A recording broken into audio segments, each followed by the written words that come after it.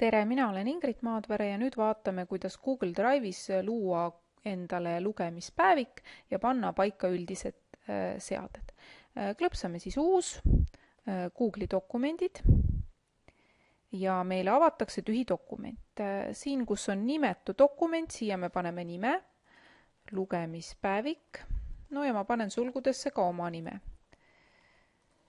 Nii, nüüd on meil siis failil nimi olemas ja nüüd me peame panema paika üldised seaded. Et nii nagu kirjalike tööde nõuetel Gustav Adolfi gümnaasiumis on, siis peaksime me kasutama fonti Times New Roman. Suurus peaks olema 12.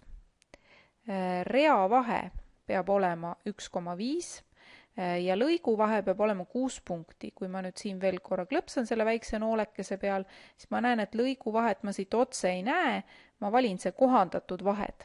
Ja vot siin ongi lõiguvahe pärast, siia kirjutame 6 ja paneme rakenda.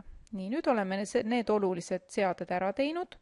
Järgmisena paneme paika selle, et oleks meil tekstil rööpjoondus. Rööpjoonduse saame siis määrata siit. Ja nüüd siis lehe häälestus ja veerised. See tähendab, et kui palju peab olema ülevalt, vasakult, paremalt ja alt.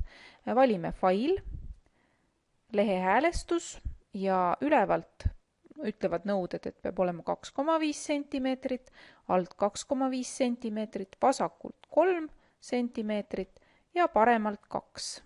Valin need kõik ära ja vajutan OK. Ja nii ongi mul siis üldised asjad paika pandud.